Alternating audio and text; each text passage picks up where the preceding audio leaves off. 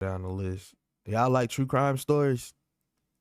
You said yeah? I bet. Because you ain't got no choice anyway. But look. I gotta go do something real quick. Y'all stay right here. I'm gonna be back in like 2 seconds for sure. I'm gonna be back in like 2 seconds.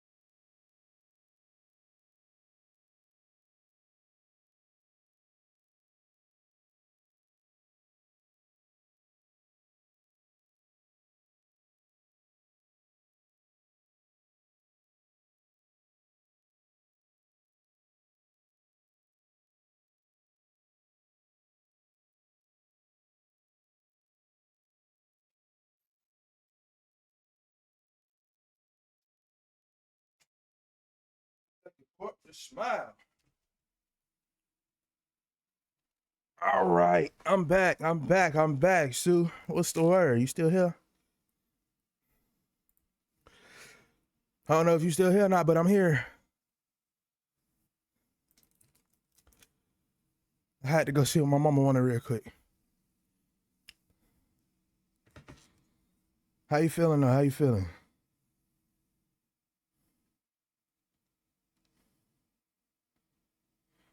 Woo. I also went down the stairs to get me a little snack real quick. Don't judge me. Don't judge me. I'm good. You know what I'm saying?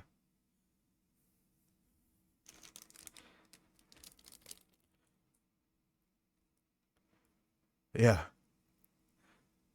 Yeah, I know what the fuck going on. If you know, you know. If you know, you know. I had to go do it. I had to go get one for the one time. The green one slapped. Yeah. They're my favorite ones for real. But that box ain't open yet. I ain't gonna be the one to open it. You know what I'm saying? So.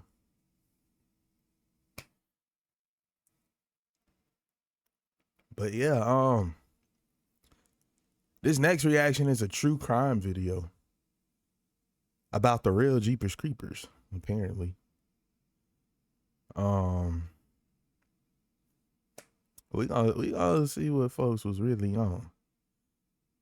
I don't know how they made a monster scary, you know what I'm saying, dude, out of a real person, but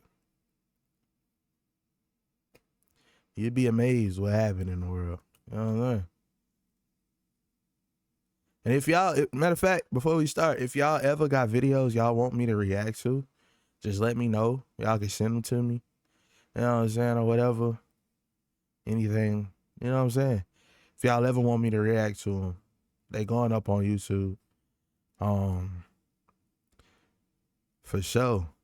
Sissy Pooh, what's the word? But yeah. Matter of fact, before look, peep, chat, peep. Y'all peep real quick, cause I ain't even gonna lie to you. The numbers been numbering, bro.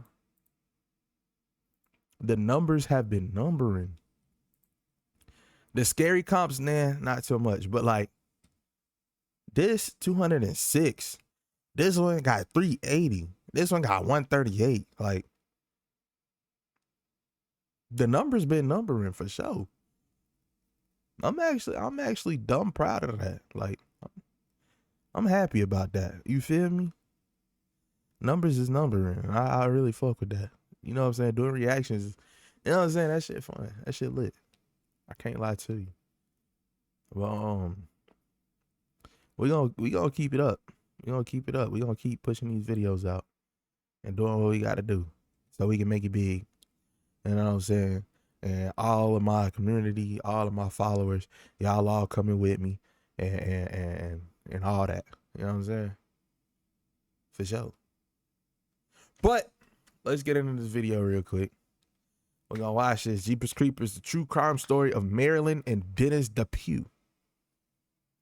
Let's see what this shit talking about.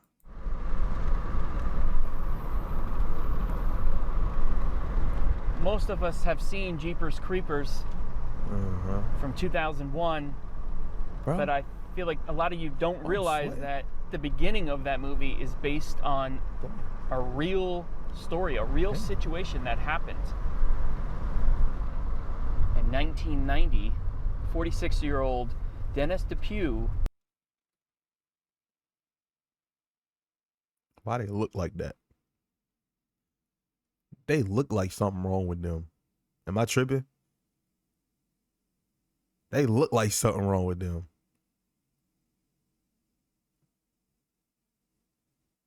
Hell no. Murdered his wife Marilyn and stashed her body. Hell no. But the story is extremely bizarre. Although the director has never come out and said it, it's pretty obvious that this story is basically that's the beginning of Jeepers Creepers. So I wanted to come over and see for myself, see the abandoned school, and drive down South Prairie Road. This is where it all took place. Easter Sunday, 1990, Ray and Marie Thornton are driving down this road, South Prairie Road. A Chevy van comes up behind them very quickly and then very aggressively passes them at a high rate of speed. And that's when Marie Thornton says, referencing the license plate, "GZ, geez, that guy's in a rush." They have a laugh about it and continue on down this road, and just a few miles further, they come across the abandoned schoolhouse, and it's there that they see that van again. They see a man, and he looks like he's holding a blanket or a sheet that is full of blood. Is this a reenactment of that day or something? Or is this actually like a video? Like the real video right here? Like, because if this is the reenactment of the real video, then I don't know. But if this is the real video, that's crazy work. Or at least it's red at the time. They don't know. And here it is. The actual school, built in 1908. This is it. This is where Ray and Marie Thornton drove by and saw that same vehicle and that man. His car, I believe, was parked right in here. I believe this is where the big tank was. And he was somewhere back here. They see him with a blanket or a sheet. And that's right when Marie says, "What is that? That man, he has a blood-soaked sheet or something." What is it? What is it? Man, keep driving. Don't look back. Just keep going. Mind your business. And second, hey, Sam and Kobe should come here. I'm pretty sure this place haunted. It look haunted. Sam and Kobe should do it. Hey, Sam, Kobe, if y'all ever see this, go there. And they were like, "Look, we're not hanging around. Let's get out of here." So they take off. They realize they probably better get the heck out of this area, so they keep on driving. They kind of take off, and a few miles down the road, that same vehicle, that Chevy van, right on their bumper, riding their bumper. And now they are freaking out. What is this guy doing? This goes on for a few miles until the Thorntons pull off and head down a different road. They can see in their rear view mirror that the vehicle has pulled off at the intersection. He's on the side of the road. And they say, "You know what? We need to turn around." Very ballsy couple, the Thorntons. We need to turn. Ballsy couple. Dumbass couple. That's what the fuck they is. A dumbass couple. Ballsy my ass. What the fuck? You just seen this man at the school dumping a blood-soaked sheet. And then he start chasing your ass? You talking about we need to turn around? Come on now. Mind your business. Keep going.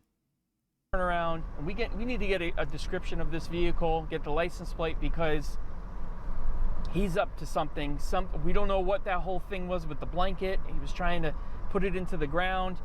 They turn around, they come back to the intersection. The van is still there, and that man is switching his license plates.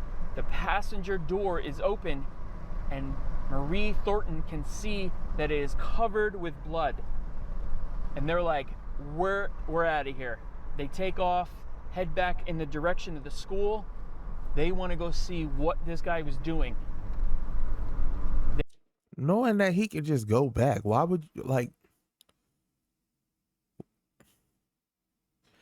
I have no, like, you feel me? I don't know.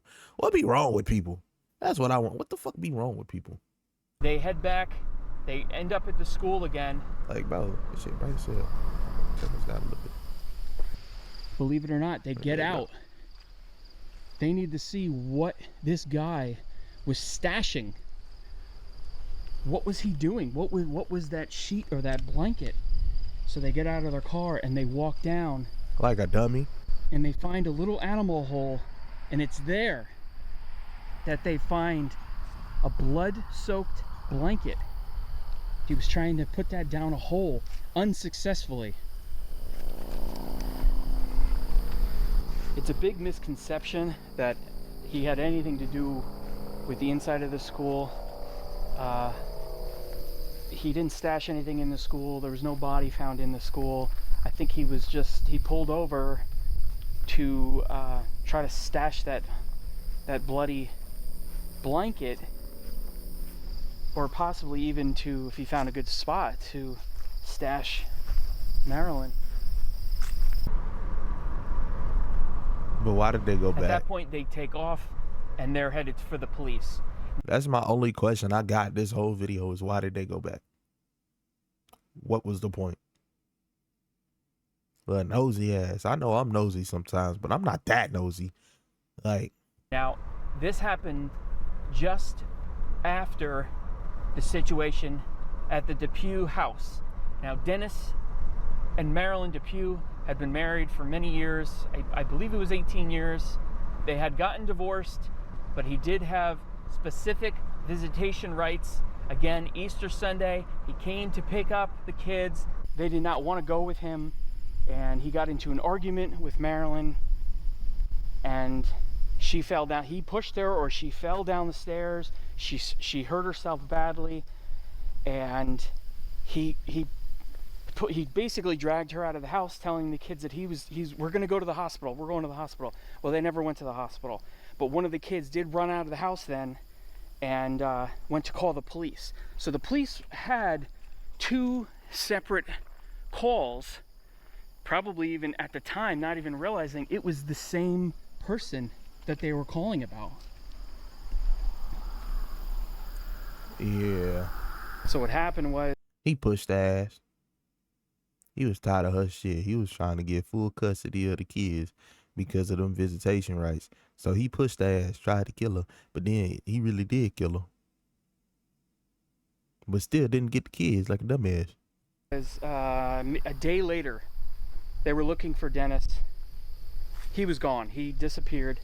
And it was a day later, not far from here, basically in between this school and where their house used to be. His head shaped like a thumb. I'm sorry. He kind of looked like one of them thumbs from Spy Kids, though. That's besides the point. I'm sorry. I ain't disregard me. I apologize for making fun of people. They found, I look a believe little it was weird too. It's okay. A town worker, a road worker, found Marilyn Depue's body on the side of the road. Oh, wow. And she was recovered. Wow. She had been shot in the back of the head, most likely in the van, which is why it was so bloody in there. So once all that happened, for some time, family members and friends started receiving letters from Dennis, who was on the run and hiding. Strange letters with biblical inscriptions, basically justifying why he killed Marilyn, saying that she was turning his family against him, that he had lost everything. Dennis was gone for a year, and it was then that Unsolved Mysteries picked up the case. They actually showcased it. I believe it's... So why is that written on the side of that brick over there? Did y'all see that? It got 666 on that brick on the side of this. Like, why? People just be tagging season shit. 3, episode 20, I think. I'll put it down below. Maybe I'll put a link to it because it's on YouTube. But see, like, why do people be doing shit like that? Like, they did a story. imagine something just popped up right here. That'll probably scare the shit out of me. About this. But they did a story. They featured this story on there. And so it goes, that he saw it on TV. He was living a whole different life at that point. Took on the alias. His faces look so weird to me. Hank bro. Queen. And was living with a girlfriend. And down in Texas, I believe, Dallas, Texas. And he knew he had to get out of there, so he left that night. And it just so happens that that girlfriend's family members were watching. They called the police, and they found him that night trying to leave the area. There was a long pursuit. He was shooting at them. He actually blasted through 2 police roadblocks, and he ended up shooting himself, I believe in Mississippi, in the head, actually in the exact same vehicle in that van that he shot Marilyn. What goes around comes around. The hell? And this is Dennis's final resting place here with his family. This isn't too far from where that schoolhouse is, just over the border in Indiana.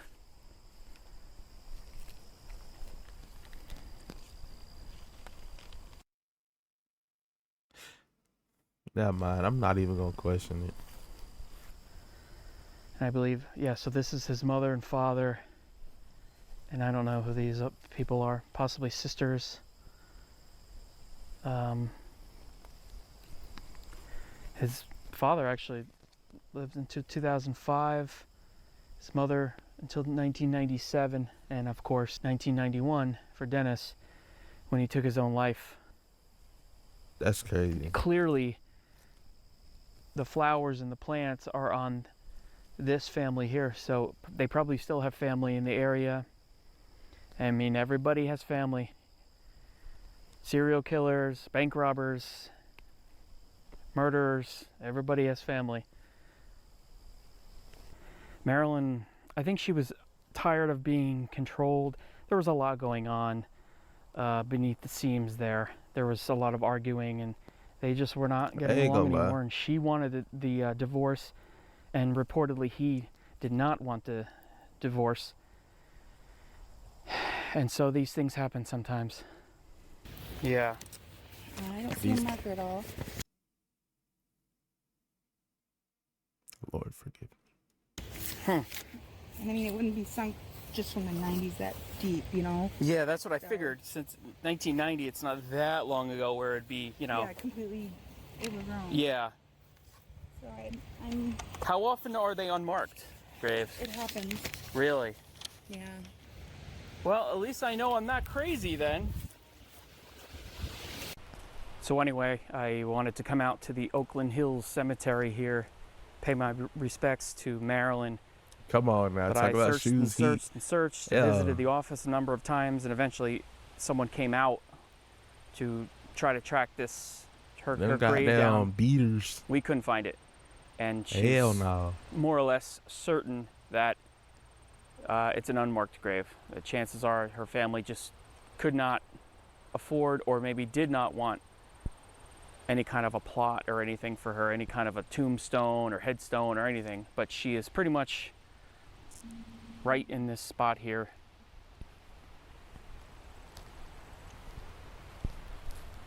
And that is the story of Dennis Depue, the murder of Marilyn. Crazy work. Depue, and the inspiration, at least at the beginning, of Jeepers Creepers. Crazy story at the expense of Marilyn, of course. And wherever she is, I hope she's resting in peace. All right, I'm getting back on the road. See you in the next video. All right, my boy. I'm probably not, but all right, my boy. I gotta stop doing that after the video over. That's crazy. I never knew that first part was based on this, though. This is my first time finding this out. Like, this is my very first time finding that out. So, hey. If y'all fuck with that, like, comment, and subscribe. And I got more on the way on Bro Grave.